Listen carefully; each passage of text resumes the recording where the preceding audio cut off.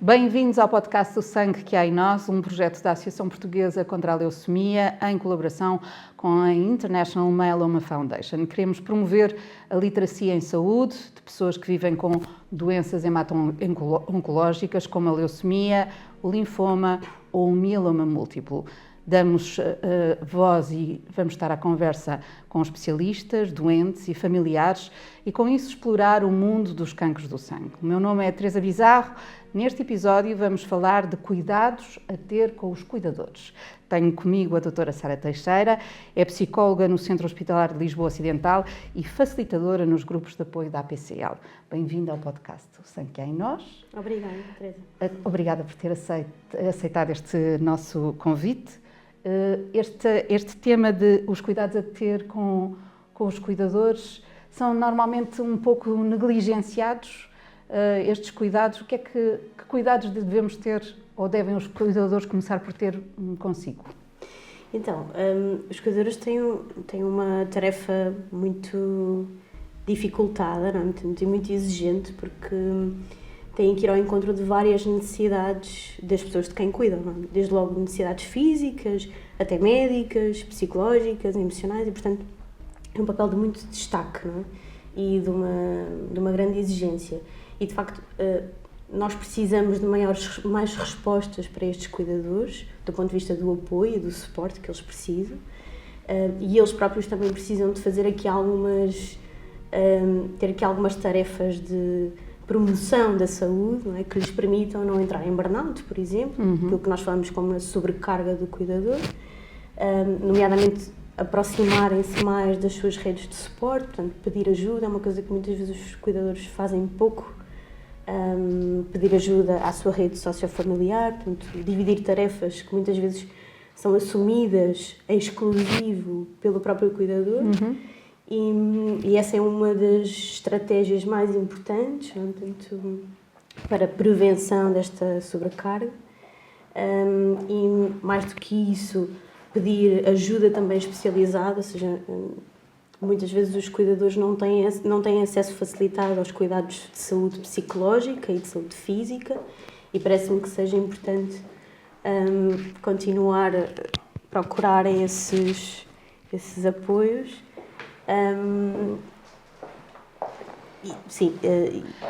A palavra cuidadores entrou no nosso léxico nos últimos tempos, mas acho que já faz parte do nosso léxico. Já sabemos o que é um cuidador, já sabemos defini-lo, já sabemos até identificá-lo, mas parece-me que talvez esta definição que está a falar de cuidados que o próprio cuidador tem, ainda há falta de informação sobre isso e há falta de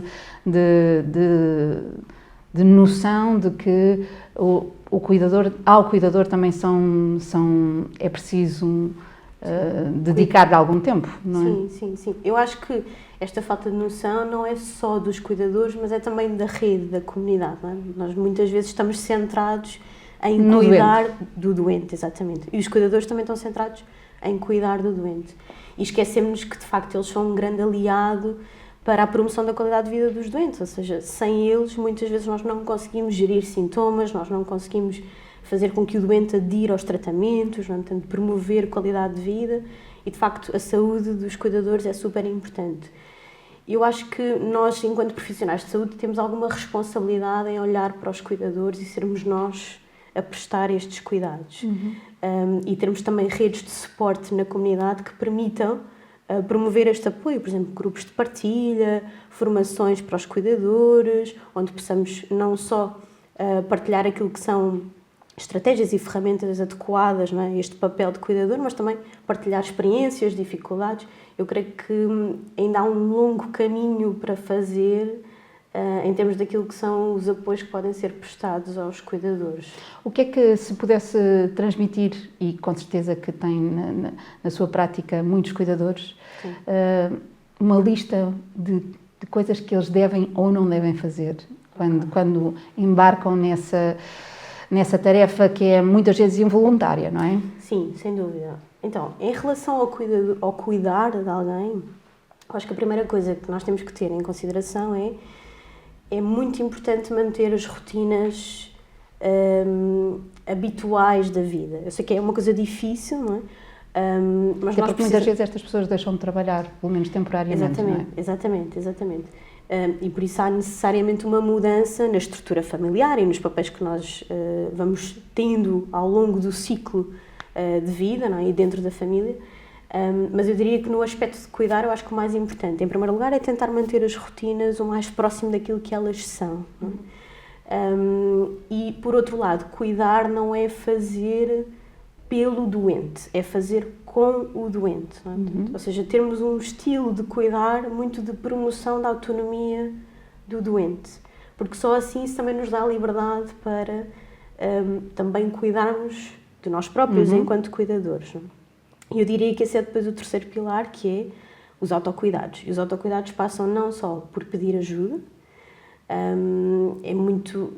é mais fácil, não é, partilhar exigências de ser cuidador com outros elementos da família, não é? E por isso muitas vezes nós conseguirmos um tempinho extra para fazer alguma atividade prazerosa ou pessoal, enquanto há outro elemento da família, um amigo que cuida daquela tarefa por nós, não, daquilo que nós precisamos de fazer. E depois os cuidadores... Sem culpa, não é? Sem culpa, exatamente, sem culpa. Que é uma coisa importante. Fator importante. Que é um sentimento que anda sempre muito presente, ou que está sempre muito presente nos cuidadores, não é? Que é a culpa de não estar presente, não é? De não fazer o suficiente. E diria, mais do que pedir ajuda, ou seja, pedir este apoio, os cuidadores estão habituados a fazer as coisas muito metodicamente, ou seja, há objetivos para tudo. Então, um dos objetivos também tem que ser priorizar tarefas, ou seja, não tem tudo a mesma importância, não leva tudo o mesmo tempo, e, portanto, dividir grandes tarefas em pequenos objetivos é uma coisa importante, priorizar tarefas mais urgentes e secundarizar as tarefas menos urgentes também é importante, e também definir no plano da ação, vamos pôr assim, ter também tarefas pessoais, ou seja, que o tempo não seja exclusivamente ocupado só no papel de cuidar, não é? Que eu possa ir tomar um café, que eu possa sair, que eu possa ir ao cinema, lá está, sem culpa, não é? Portanto, e não esquecendo que para que eu possa ser um cuidador muito sensível às necessidades e responsivo às necessidades da pessoa de quem eu cuido, eu preciso de estar bem do ponto de vista emocional e preciso de me cuidar.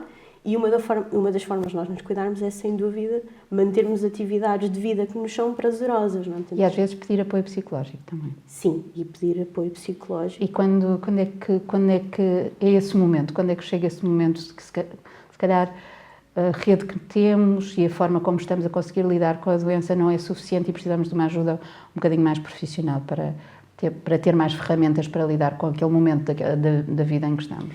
Sim, eu diria que nem todos os cuidadores precisam de apoio psicológico, mas têm todos o direito de usufruir do mesmo. Acho que há aqui alguns critérios que podem ser importantes de nós identificarmos, que estão presentes e que nos façam pedir ajuda, nomeadamente se nós começarmos a ter alguma dificuldade em comprometermos-nos a realizar coisas urgentes, em não conseguirmos realizar ou não conseguirmos usufruir de tarefas prazerosas ou de momentos prazerosos, começarmos a ter maior irritabilidade no contacto com o outro, maior ansiedade, uma sensação de não sermos suficientemente competentes para este papel de estar a ser cuidador, ficarmos cada vez mais isolados, pedirmos menos ajuda, termos menos contacto com a nossa rede. Tudo isto são sinais de que provavelmente o nosso processo de cuidar está a gerar sobrecarga emocional, exaustão emocional, e aí precisamos de ajuda. E como é que se pede essa ajuda? O cuidador fala com o seu médico assistente, fala com o médico que acompanha o doente, dirige-se a uma associação como a APCL. Quais são as estratégias? Existem... Estas três são opções? São opções, exatamente. Okay. Há muitos centros hospitalares, há muitos serviços de hematologia que têm já associadas consultas de psico-oncologia e de psico-oncologia para cuidadores. E, portanto, junto do médico assistente pode-se fazer este pedido. Não sendo através do contexto hospitalar, temos estas associações, como a APCL, que tem agora um novo projeto que vai lançar a partir do ano 2024. Nós vamos ter um grupo online para cuidadores, um grupo de apoio. Portanto, há outras associações, mas a APCL também tem esta possibilidade onde todos os cuidadores podem recorrer. Se assim Explique-me um bocadinho como é que vai funcionar este grupo. Então, este grupo está pensado ser um grupo semi-estruturado, ou seja, com um número mínimo de participantes, entre os 8 e os 12 participantes, portanto 8 a 12 cuidadores. Serão mais ou menos 8 sessões que estão programadas por diferentes tópicos e terão uma periodicidade ainda a definir, mas entre o semanal ou o quinzenal. Para facilitar o acesso a este grupo, será um grupo online, porque assim qualquer cuidador... De qualquer parte do país. Exatamente. Pode... Mesmo que tenha alguém dependente, não precisa de ficar muito longe. Exatamente, não é? que isso é uma coisa importante, não é? Portanto, não deixar... Não deixar de cuidar. Exato. Ou seja, não privilegiar o meu cuidado ao cuidado do outro, não é? Portanto, estes grupos de apoio podem ter... Que tipo de importância é que podem ter no dia-a-dia das pessoas? Dois grandes domínios, não é? A primeira é soluções práticas, não é? Portanto, pela partilha de experiências, não é? Portanto, eu consigo perceber o que é que funcionou com aquela pessoa, o que é que não funcionou, como é que, perante esta dificuldade, eu me posso mobilizar, o que é que eu posso fazer, portanto, mais soluções práticas e depois a partilha do ponto de vista emocional. Das várias fases. Exatamente.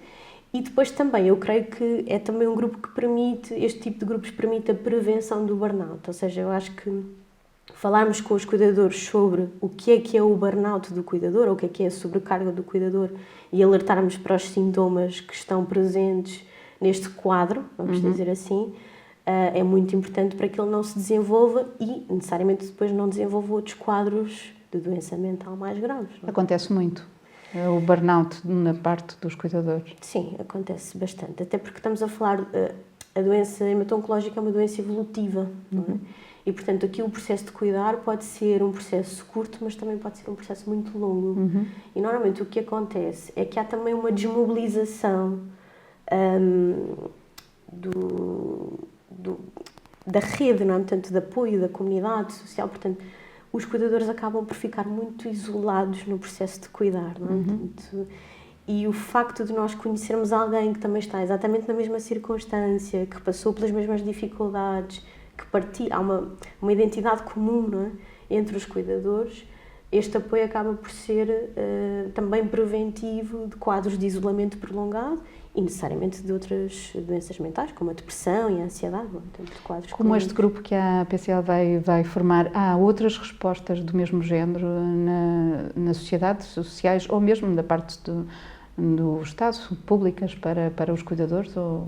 Sim, existem outras associações que também têm grupos de... Semelhantes? Sim, grupos de apoio a cuidadores e que estão disponíveis e que são também de acesso livre. Do ponto de vista daquilo que são os apoios na comunidade mais ligados aos apoios do Estado, aquilo que existe é aquilo que é formalmente conhecido como o descanso do cuidador, que basicamente é um direito do cuidador, que é ou seja, existem redes na comunidade, as redes de cuidados continuados, não é? Portanto, que oferecem, ou que disponibilizam internamentos durante curtos períodos de tempo, normalmente o máximo é um mês, para os doentes em fase de maior dependência, por exemplo, para que estes cuidadores possam descansar durante este período. Muitas vezes as equipas em domicílio, nomeadamente as equipas de cuidados continuados, de cuidados paliativos, também têm esta oferta, ou seja, também oferecem aqui algum apoio, mesmo que seja temporário, relacionado com o descanso do cuidador. Da prática que tem, qual é a principal dificuldade que encontra nos cuidadores na gestão do equilíbrio da vida depois de terem um familiar doente? Eu diria que a principal dificuldade é a comunicação sobre os temas mais difíceis e às vezes também mais necessários de comunicar. Como que são? Por exemplo, o agravamento da doença, o sofrimento associado à doença e a morte. E todos os fantasmas e preocupações à volta destas temáticas. Não é? Certo. A comunicação é muito difícil no cuidador. E também muitas vezes o alívio emocional, ou seja, o cuidador tem muito esta missão de aliviar do ponto de vista emocional a pessoa de quem cuida. E às vezes esta é a parte mais difícil, não é? Portanto, para eles, porque não têm as ferramentas necessárias ou porque às vezes há um sofrimento psicológico que não é possível de eliminar. Ou seja, se nós pensarmos em alguém que está numa fase terminal da sua doença, portanto numa fase de fim de vida, há um sofrimento associado a esta fase, não é? Necessário e compreensível e que é difícil para qualquer cuidador ou até profissional de saúde aliviar na totalidade. Não é? Portanto, eu diria que era isto. E depois diria que também o estatuto de cuidador não se esgota quando a doença é ultrapassada, seja de que maneira for, não é? E muitas vezes quando o cuidador sobrevive ao paciente, ao doente, também aí se abre um novo capítulo, uma espécie de ressaca do período em que esteve completamente absorvido por aquele objetivo, não é? Sim, sim. Sim, aí abre um processo de luto que na verdade já vinha sendo feito, não é? Há um luto antecipatório, não é? Portanto, muitas vezes quando estamos a cuidar de alguém que ainda está cá, não é? Portanto, e depois quando acaba por morrer, temos um processo de luto secundário, digamos assim.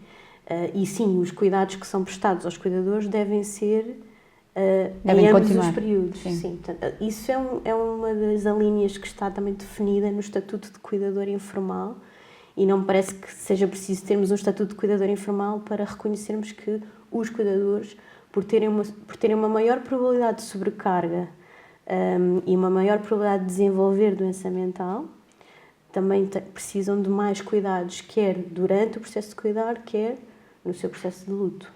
Gostava só de terminar com um conselho que tenha para cuidadores que nos estejam a ouvir nesta altura. Cuidadores que nos estejam a ouvir, aquilo que eu mais sugiro é que não se esqueçam também de cuidar deles próprios, porque só isso é que permite sermos bons cuidadores.